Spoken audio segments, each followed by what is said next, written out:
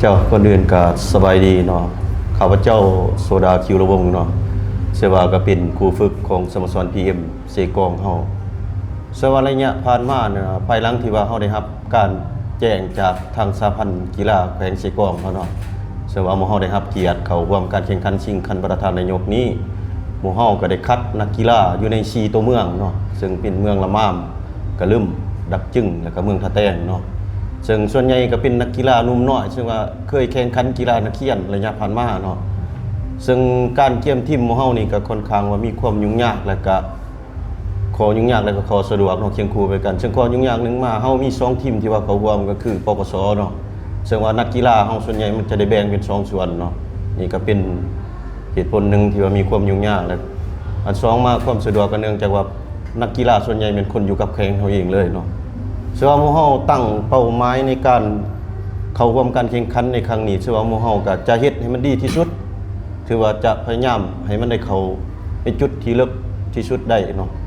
สวัสดีข้าพเจ้าชื่อสุขสนาศรีอำพรเป็นนักกีฬา PM เซกองสำหรับความพร้อมในวันที่25นี้มีความพร้อม 70% ของนักกีฬาเพื่ออยากให้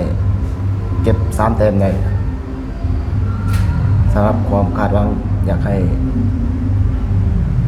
ของแต่ละคนอยากให้เขาหอบเลิกสำหรับการฝึกซ้อมนั้นจะไม่ได้ซ้อมเนื่องจากว่าเขาแจ้งมาเวลาโจนะเจ้าสำหรับคู่ต่อสู้เฮานี่เนาะก็ถือว่าก็เป็นทีมที่กว่าสมควรเติบเนาะเนื่องจากว่าเป็นนักกีฬาทางแขวงจำปาสักเนาะซึ่งว่าเป็นตัวเมืองที่ว่าใหญ่และเพิ่นก็มีนักเตะที่ว่าก้าวขึ้นมาแต่ละรุ่นนะที่ว่าทดแทนกันได้หลายเนาะนี่ก็เป็นอันนึงที่น่าเป็นห่วงของสำหรับทีมหมู่เฮาเนาะก็ถือว่าหมู่เฮาก็จะสู้มันเต็มที่และก็จะลิ้นด้วยมิตรไมตรีแหละเนาะตามเกมของกติกาสำหรับ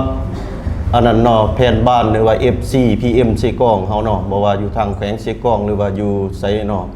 ก็ขอส่งแรงเชียร์แรงใจเนาะเป็นกำลังใจให้ทาง PM เฮาเนาะขอแต่ละคนเนาะผู้ใดอยู่ใกล้คันสะดวกก็มาชมมาเชียร์ได้เนาะที่สนามกีฬาแขวงสารวัตรเฮาเนาะขอขอบใจเนาะ